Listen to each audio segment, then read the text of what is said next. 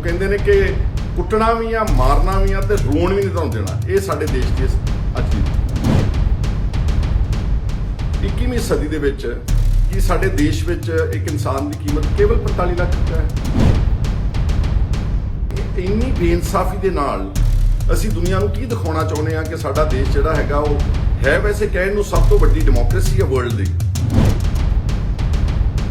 ਇੱਕ ਆਦਮੀ ਜਾਂ ਦੋ ਆਦਮੀ ਇਸ ਦੇਸ਼ ਦੀ ਭਵਿੱਖ ਦਾ ਫੈਸਲਾ ਕਰ ਰਹੇ ਆ। ਤੁਸੀਂ ਜਿੰਨਾ ਮਰਜ਼ੀ ਸ਼ੋਰ ਮਚਾਈ ਜਾਓ। ਇਹ ਅਫਸੋਸ ਕਿ ਸਾਡੇ ਦੇਸ਼ ਵਿੱਚ ਅੱਜ 21ਵੀਂ ਸਦੀ 'ਚ ਇਨਸਾਨ ਦੀ ਕੀਮਤ ਕੇਵਲ 45 ਲੱਖ ਰੁਪਇਆ।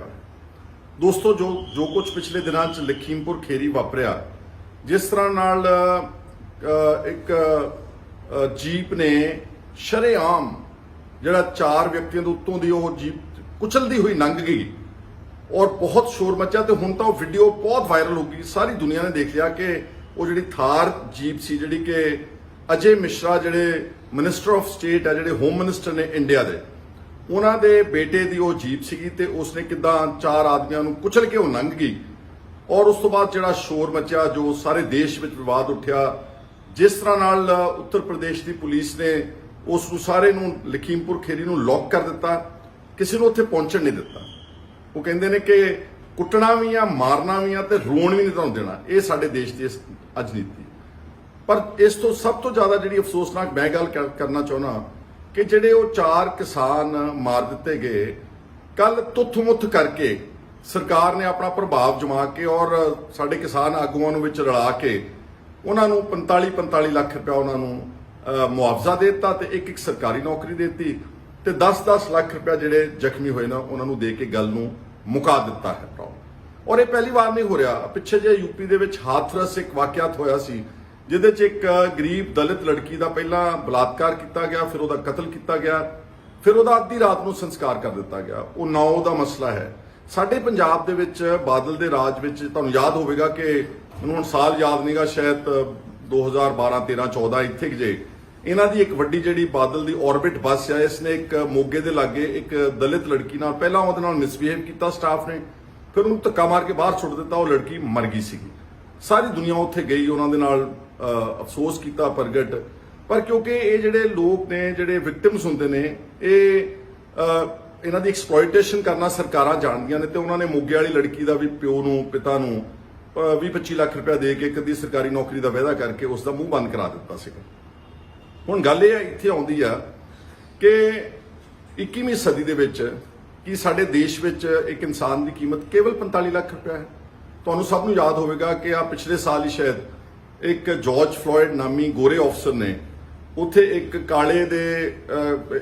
ਕਾਲੇ ਵਿਅਕਤੀ ਦੇ ਬਲੈਕ ਆਦਮੀ ਦੇ ਉੱਤੇ ਗੋਡਾ ਰੱਖ ਕੇ ਉਸ ਦੀ ਜਾਨ ਕੱਢ ਦਿੱਤੀ ਸੀ, ਉਹਨੂੰ ਮਾਰ ਦਿੱਤਾ ਸੀ। It was broad daylight murder.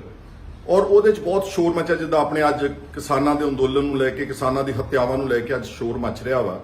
ਉਹਦੇ ਵਿੱਚ ਅਮਰੀਕਨ ਗਵਰਨਮੈਂਟ ਨੇ, US ਗਵਰਨਮੈਂਟ ਨੇ ਇਮੀਡੀਏਟ ਟ੍ਰਾਇਲ 6 ਮਹੀਨਿਆਂ ਦੇ ਵਿੱਚ ਉਸ ਨੂੰ ਉਮਰ ਕੈਦ ਦੀ ਸਜ਼ਾ ਕਰਾਤੀ। ਉਮਰ ਕੈਦ ਸਾਡੇ ਵਾਲੀ ਨਹੀਂ, 7 ਸਾਲ ਤੇ 14 ਸਾਲ ਵਾਲੀ ਨਹੀਂ, 150-200 ਸਾਲ ਦੀ ਸਜ਼ਾ ਕਰਦੇ। ਜਿਹੜਾ ਬੰਦਾ ਅੰਦਰ ਹੀ ਖਤਮ ਹੋ ਜਾਂਦਾ, ਉਹਨੂੰ ਕੋਈ ਸਕੋਪ ਨਹੀਂਗਾ ਦੁਬਾਰਾ ਜ਼ਿੰਦਗੀ 'ਚ ਬਾਹਰ ਕਿਤੇ ਆ ਸਕੇ। ਇਸ ਲਈ ਮੈਂ ਇਹ ਕਹਿਣਾ ਚਾਹੁੰਦਾ ਵਾਂ ਕਿ ਜੋ ਕੁਝ ਕਿਸਾਨ ਅੰਦੋਲਨ ਨੂੰ ਲੈ ਕੇ ਜਿਸ ਤਰ੍ਹਾਂ ਦਾ ਰਵੱਈਆ BJP ਦੀ ਸਰਕਾਰ ਨੇ ਅਖਤਿਆਰ ਕੀਤਾ, ਉਹ ਬਹੁਤ ਹੀ ਇਨਹਿਊਮਨ ਹੈ। ਪਹਿਲਾਂ ਤਾਂ ਸਾਲ ਤੋਂ ਤਕਰੀਬਨ ਉਹ ਦਿੱਲੀ ਦੇ ਬਾਰਡਰਸ ਦੇ ਉੱਤੇ ਬੈਠੇ ਨੇ, 700 ਦੇ ਕਰੀਬ ਲੋਕ ਮਰ ਚੁੱਕੇ ਨੇ, ਪਰ ਸਾਡੀ ਸਰਕਾਰ ਦੇ ਉੱਤੇ ਕੋਈ ਅਸਰ ਨਹੀਂ ਪਿਆ। ਔਰ ਉੱਥੇ ਟਰੈਕਟਰ ਪਰੇਡ ਵਾਲੇ ਦਿਨ ਇੱਕ ਨਵਰੀਤ ਸਿੰਘ ਨੌਜਵਾਨ ਜਿਹੜਾ ਆਸਟ੍ਰੇਲੀਆ ਤੋਂ ਆਇਆ ਸੀਗਾ, ਰੁਦਰਪੁਰ ਦਾ ਰਹਿਣ ਵਾਲਾ ਸੀਗਾ, ਡਿਬਡਿਬਾ ਪਿੰਡ ਦਾ, ਉਹਦੀ ਵੀ ਗੋਲੀ ਮਾਰ ਕੇ ਹੱਤਿਆ ਕਰ ਦਿੱਤੀ। ਅੱਜ ਤੱਕ ਕੋਈ ਇਨਸਾਫ ਨਹੀਂ ਦਿੱਤਾ।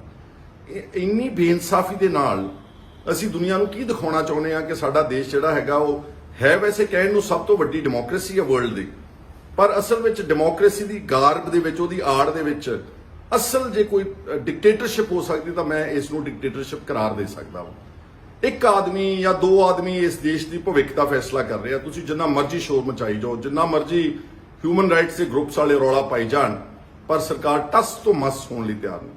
ਔਰ ਤੁਸੀਂ ਦੇਖਿਆ ਕਿ ਪਿਛਲੇ 7 ਸਾਲ 'ਚ ਜਿੰਨੀਆਂ ਏਜੰਸੀਆਂ ਨੇ ਤਹਿਕੀਕਾਤ ਕੀਤੀ, ਜਿਹੜੀਆਂ ਪਾਵਰਫੁਲ ਏਜੰਸੀਜ਼ ਆ ਗਵਰਨਮੈਂਟ ਆਫ ਇੰਡੀਆ ਦੀਆਂ, ਚਾਹੇ ਉਹ CBI ਹੈ, ਚਾਹੇ ਉਹ ED ਆ, ਉਹਨਾਂ ਨੇ ਸਾਰੇ ਆਪੋਜੀਸ਼ਨ ਦੇ ਉੱਤੇ ਹੀ ਤਹਿਕੀਕਾਤ ਕੀਤੀ। ਮਤਲਬ ਕਿ 7 ਸਾਲਾਂ ਦੇ ਵਿੱਚ BJP ਦੇ ਕਿਸੇ ਆਗੂ ਨੇ ਇੱਕ ਵੀ ਗਲਤ ਕੰਮ ਨਹੀਂ ਕੀਤਾ, ਕਿਸੇ ਨੂੰ ਈਡੀ ਨੇ ਜਾਂਚ ਨਹੀਂ ਕੀਤੀ, ਕਿਸੇ ਦੀ ਸੀਬੀਆਈ ਜਾਂਚ ਨਹੀਂ ਕੀਤੀ।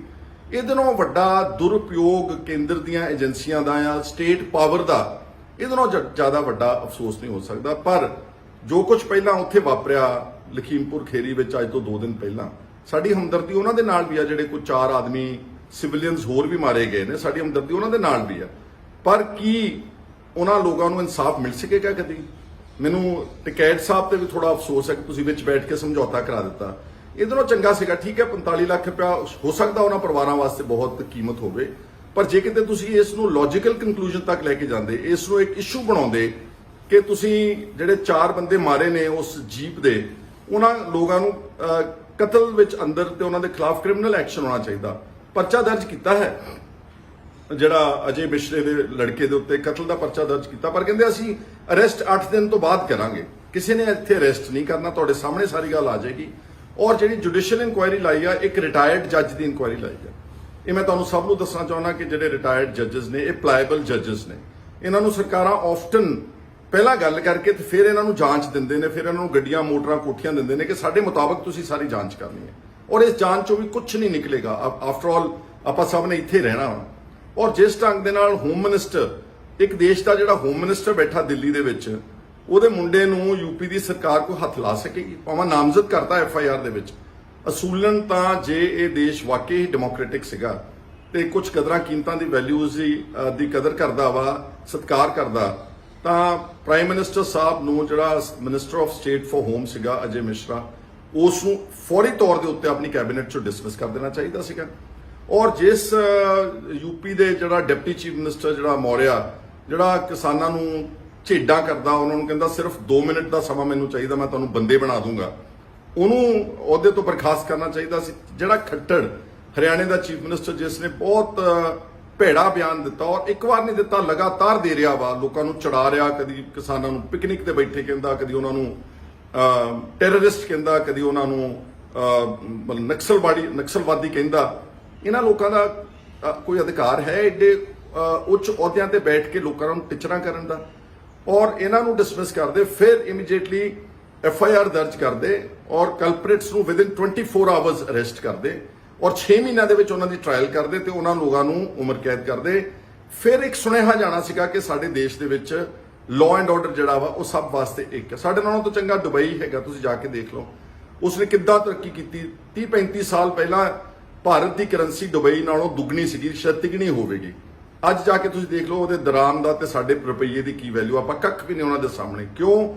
ਔਰ ਉੱਥੇ ਕੋਈ ਜਮਹੂਰੀਅਤ ਨਹੀਂ, ਫਰਜ਼ੀ ਜਮਹੂਰੀਅਤ ਨਹੀਂ। ਉੱਥੋਂ ਦੇ ਸ਼ੇਖ ਨੇ ਇਹ ਸਿਰਫ ਮਨ ਬਣਾਇਆ ਕਿ ਮੈਂ ਇੱਥੇ ਲਾਅ ਐਂਡ ਆਰਡਰ ਬਹੁਤ ਸਟ੍ਰਿਕਟ ਰੱਖਣਾ, ਇੱਥੇ ਕਿਸੇ ਨੂੰ ਕਾਨੂੰਨ ਨਹੀਂ ਤੋੜਨ ਦੇਣਾ, ਭਾਵੇਂ ਕੋਈ ਤਾਕਤਵਰ ਆਦਮੀ ਆ ਤੇ ਭਾਵੇਂ ਕੋਈ ਗਰੀਬ ਆਦਮੀ। ਅੱਜ ਦੁਬਈ ਦੁਨੀਆ ਭਰ ਚੋਂ ਅੱਗੇ ਲੰਘ ਚੁੱਕਾ। ਜੇ ਮੈਂ ਗਲਤ ਨਾ ਹੋਵਾਂ ਤਾਂ ਜੇ ਅਗਰ ਆਪਾਂ ਅਮਰੀਕਾ ਨੂੰ ਸਭ ਤੋਂ ਅੱਛਾ ਦੇਸ਼ ਮੰਨਦੇ ਆ ਤਾਂ ਦੁਬਈ ਜਾ ਕੇ ਦੇਖ ਲਓ, ਉਹ ਅਮਰੀਕਾ ਨੂੰ ਮਾਤ ਪਾ ਕੇ ਬੈਠਾ ਇੱਥੇ। ਚਾਹੇ ਉਹ ਇਕਨੋਮੀ ਦੀ ਗੱਲ ਕਰ ਲਓ, ਚਾਹੇ ਟੂਰਿਜ਼ਮ ਦੀ ਗੱਲ ਕਰ ਲਓ, ਚਾਹੇ ਰੋਡ ਇਨਫਰਾਸਟ੍ਰਕਚਰ ਦੀ ਗੱਲ ਕਰ ਲਓ, ਚਾਹੇ ਐਜੂਕੇਸ਼ਨ ਦੀ ਗੱਲ ਕਰ ਲਓ, ਚਾਹੇ ਹੈਲਥ ਕੇਅਰ ਦੀ ਗੱਲ ਕਰ ਲਓ। ਕਿਉਂ ਹੋਇਆ? ਕਿਉਂਕਿ ਜਦੋਂ ਉਹਨਾਂ ਨੇ ਯਕੀਨ ਦਿਵਾਇਆ ਕਿ ਸਾਡਾ ਦੇਸ਼ ਕੋਈ ਕਾਨੂੰਨ ਕਿਸੇ ਨੂੰ ਤੋੜਨ ਦੀ ਆਗਿਆ ਨਹੀਂ ਦੇਵੇਗਾ, ਸਭ ਮਹਿਫੂਜ਼ ਹੋਣਗੇ, ਔਰਤਾਂ ਰਾਤ 2:30 ਵਜੇ ਤੱਕ ਫਿਰਨ ਸਾਡੀਆਂ ਇਸ ਸਾਡੇ ਦੇਸ਼ ਵਿੱਚ ਮਹਿਫੂਜ਼ ਹੋਣਗੇ, ਸਾਰੀ ਦੁਨੀਆ 'ਚ ਉੱਥੇ ਇਨਵੈਸਟਮੈਂਟ ਆਏ।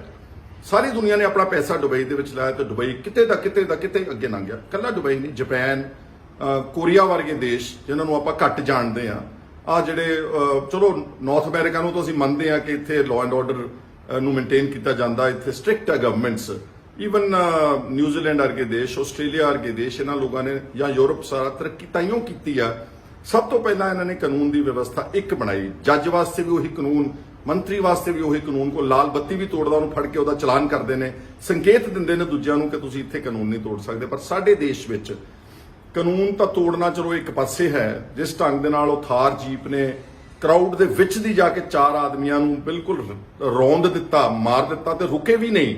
ਇਹ ਵੀ ਨਹੀਂ ਪੁੱਛਿਆ ਕਿ ਅਸੀਂ ਰੁਕ ਕੇ ਮਾੜਾ ਮੋਟਾ ਇਹਨਾਂ ਦੀ ਹਾਲ ਪੁੱਛ ਕੇ ਹਸਪਤਾਲ ਚੱਕ ਕੇ ਲੈ ਜਾਈਏ, ਇੰਜਰਡ ਨੂੰ ਲੈ ਜਾਈਏ। ਇਹਨਾਂ ਤੇ ਤਾਂ ਬਹੁਤ ਵੱਡਾ ਮੁਕੱਦਮਾ ਬਣਾ ਕੇ ਤੁਰੰਤ ਜੇਲ੍ਹਾਂ ਵਿੱਚ ਸੁੱਟਣਾ ਚਾਹੀਦਾ ਸੀਗਾ। ਔਰ ਮੈਂ ਸਮਝਦਾ ਕਿ ਜਿਹੜਾ ਕਿਸਾਨ ਮੋਰਚਾ ਇਹ ਥੋੜਾ ਇੰਤਜ਼ਾਰ ਕਰਦੇ, ਇਸ ਨੂੰ ਐਜੀਟੇਟ ਕਰਦੇ, ਇਸ ਨੂੰ ਨੇਸ਼ਨ ਵਾਈਡ ਇੱਕ ਸਟਰਗਲ ਬਣਾਉਂਦੇ, ਸਾਰੀਆਂ ਆਪੋਜੀਸ਼ਨ ਪਾਰਟੀਆਂ ਨੂੰ ਨਾਲ ਲੈਂਦੇ, ਸਾਰੇ ਸ਼ੋਰ ਮਚਾਉਂਦੇ, ਇੱਕ ਵਾਰ ਫੈਸਲਾ ਕੁਨ ਲੜਾਈ ਲੜਦੇ। ਇਹ ਫੈਸਲਾ ਕੁਨ ਲੜਾਈ ਕਿਸੇ ਦਿਨ ਆਪਣੇ ਦੇਸ਼ ਵਿੱਚ ਲੜਨੀ ਪੈਣੀ ਆ, ਵਰਨਾ ਇਦਾਂ ਹੀ ਲੋਕੀ ਕੁਚਲੇ ਜਾਣਗੇ, ਇਦਾਂ ਹੀ 25-25 30 ਲੱਖ ਰੁਪਏ ਕੀਮਤਾਂ ਲਾਈਆਂ ਜਾਣਗੀਆਂ, ਇਦਾਂ ਹੀ ਬਲਾਤਕਾਰ ਹੋਣਗੇ ਔਰ ਇਦਾਂ ਹੀ ਬੇਇਨਸਾਫੀ ਦਾ ਰਾਜ ਜਿਹੜਾ ਉਹ ਚੱਲਦਾ ਰਹੇਗਾ। ਮੈਨੂੰ ਤਾਂ ਬਸ ਅੱਜ ਇਹੀ ਦੁੱਖ ਸੀਗਾ। ਮੈਂ ਹਾਲਾਂਕਿ ਮੈਂ ਥੋੜਾ ਬਿਲੇਟਡ ਹੈ, ਕੱਲ ਅਸੀਂ ਚੰਡੀਗੜ੍ਹ ਪ੍ਰਦਰਸ਼ਨ ਕਰਨਾ ਸੀ, ਸਾਰਾ ਦਿਨ ਸਾਡਾ ਉੱਥੇ ਲੰਘ ਗਿਆ। ਮੈਨੂੰ ਬਸ ਅਫਸੋਸ ਹੈ ਕਿ ਸਾਡੇ ਭਾਰਤ ਕਿਹੜੇ ਪਾਸੇ ਨੂੰ ਜਾ ਰਿਹਾ। ਭਗਤ ਸਿੰਘ ਹੋਣਾ ਨੇ ਜਦੋਂ ਜਾਨ ਦਿੱਤੀ ਹੋਣੀ ਆ, ਫਾਂਸੀ ਤੇ ਚੜੇ ਹੋਣੇ ਆ, ਜਦੋਂ ਡਾਇਰੀਆਂ ਲਿਖਦੇ ਹੋਣੇ ਆ, ਉਹਨਾਂ ਨੇ ਤਾਂ ਸੁਪਨਾ ਹੀ ਕੋਈ ਹੋਰ ਲਿਆ ਸੀਗਾ। ਤੇ ਸਾਡਾ ਦੇਸ਼ 75 ਸਾਲ ਬਾਅਦ ਕਿਹੜੀ ਲਾਈਨ ਦੇ ਉੱਤੇ ਚੱਲਿਆ ਹੋਇਆ ਉਹ ਤੁਸੀਂ ਆਪ ਦੇਖ ਸਕਦੇ ਆ। ਮੈਂ ਜੇ ਦੋ ਸ਼ਬਦ ਕਸ਼ਮੀਰ ਵਾਸਤੇ ਵੀ ਕਹਿਣਾ ਚਾਹੁੰਦਾ। ਕੱਲ ਇੱਕ ਆਰਟੀਕਲ ਪੜ੍ਹ ਰਿਹਾ ਸੀਗਾ, ਉਹ ਕਹਿੰਦੇ ਸਭ ਤੋਂ ਹੈਵੀਲੀ ਮਿਲਟਰਾਈਜ਼ਡ ਜ਼ੋਨ ਹੈ ਕਸ਼ਮੀਰ ਸਾਰੀ ਦੁਨੀਆ ਦਾ, ਸਭ ਤੋਂ ਜ਼ਿਆਦਾ ਫੌਜ ਇੱਕ ਛੋਟੇ ਜਿਹੇ ਇਲਾਕੇ ਦੇ ਵਿੱਚ। ਇਹ ਓਪਨ ਜੇਲ੍ਹ ਕਹਿੰਦੇ ਕਸ਼ਮੀਰ ਬਣੀ, ਓਪਨ ਜੇਲ੍ਹ ਬਣੀ ਹੋਈ ਆ, ਸਾਰਾ ਕੁਝ ਕੱਟ ਦਿੰਦੇ ਨੇ, ਇੰਟਰਨੈਟ ਵਗੈਰਾ ਸਰਵਿਸ ਜਦੋਂ ਸਰਕਾਰ ਨੇ ਕੋਈ ਗਲਤ ਕੰਮ ਕਰਨਾ। ਇਸ ਨੂੰ ਜਮਹੂਰੀਅਤ ਤਾਂ ਕਦੀ ਕਿਹਾ ਨਹੀਂ ਜਾ ਸਕਦਾ। ਬੜਾ ਅਫਸੋਸ ਹੈ, ਸਾਡੀ ਉਹਨਾਂ ਦੇ ਨਾਲ ਵੀ ਹਮਦਰਦੀ ਆ, ਪਰੰਤੂ ਕੀ ਕਹਿੰਦੇ ਹੁੰਦੇ ਕਿ ਸਭ ਆਪਾਂ ਬੇਬਸ ਆ, ਸਭ ਦੀ ਆਪਣੀ ਆਪਣੀ ਦੌੜ ਲੱਗੀ ਹੋਈ ਆ, ਕੋਈ ਕਿੱਧਰ ਭੱਜਾ ਜਾਂਦਾ, ਕੋਈ ਕਿੱਧਰ ਭੱਜਾ ਜਾਂਦਾ। ਲੇਕਿਨ ਕਿਸੇ ਨੇ ਜਿਹੜਾ ਮੇਜਰ ਇਸ਼ੂਜ਼ ਨੇ ਜਿੱਥੇ ਉਹਦੇ ਚ ਗਵਰਨਮੈਂਟ ਨੂੰ ਇੱਕ ਵਾਰ ਘੇਰਨ ਦੀ ਲੋੜ ਸੀਗੀ। ਮੈਨੂੰ ਮੇਰੀ ਹਮਦਰਦੀ ਪ੍ਰਿਯੰਕਾ ਗਾਂਧੀ ਜੀ ਨਾਲ ਵੀ, ਉਹਨੂੰ ਅਰੈਸਟ ਕਰ ਲਿਆ ਉੱਥੇ ਜਾ ਕੇ, ਉਹਨੂੰ ਧੱਕੇ ਮਾਰੇ ਨੇ, ਇਸ ਇੱਕ ਔਰਤ ਨੂੰ ਬੰਦਿਆਂ ਨੇ ਧੱਕੇ ਮਾਰੇ ਨੇ। ਇਹਦੇ ਨਾਲੋਂ ਜ਼ਿਆਦਾ ਦੁਖਦਾਈ, ਮਾੜੀ, ਅਫਸੋਸਨਾਕ ਘਟਨਾ ਨਹੀਂ ਹੋ ਸਕਦੀ। ਕੁਛ ਕਿਸੇ ਦਿਨ ਇੱਕ ਫੈਸਲਾ ਕੋਲ ਲੜਾਈ ਜਿਹੜੀ ਆਪਾਂ ਸਭ ਨੂੰ ਲੜਨੀ ਪਵੇ, ਪਰ ਉਹ ਦਿਨ ਕਿੱਦਣ ਹੋਵੇਗਾ, ਕੌਣ ਲੜੇਗਾ, ਇਹ ਆਉਣ ਵਾਲਾ ਸਮਾਂ ਹੀ ਸਾਰਾ ਦੱਸੇਗਾ। ਪਰ ਇੱਕ ਵਾਰ ਫਿਰ ਮੇਰੀ ਦਿਲ ਦੀਆਂ ਗਹਿਰਾਈਆਂ ਤੋਂ ਹਮਦਰਦੀ ਆ ਉਹਨਾਂ ਪਰਿਵਾਰਾਂ ਦੇ ਨਾਲ ਜਿਹੜੇ ਮਾਰੇ ਗਏ ਨੇ, ਚਾਹੇ ਕੋਈ ਸੀਗਾ, ਔਰ ਜੋ ਬਹੁਤ ਕਮਦਿਲਾ ਐਕਸ਼ਨ ਸਰਕਾਰ ਦੇ ਰਹੀ, ਉਹਦੀ ਮੈਂ ਸਖਤ ਸ਼ਬਦਾਂ ਦੇ ਵਿੱਚ ਨਿੰਦਿਆ ਕਰਦਾ ਔਰ ਇਨਸਾਫ ਦੀ ਉਮੀਦ ਕਰਦੇ ਹੋਏ ਤੁਹਾਡੇ ਸਾਰਿਆਂ ਤੋਂ ਅੱਗੇ ਲੈਣਾ। ਬਹੁਤ ਤੁਹਾਡਾ ਸਾਰਿਆਂ ਦਾ ਧੰਨਵਾਦ। ਵਾਹਿਗੁਰੂ ਜੀ ਕਾ ਖਾਲਸਾ, ਵਾਹਿਗੁਰੂ ਜੀ ਕੀ ਫਤਿਹ।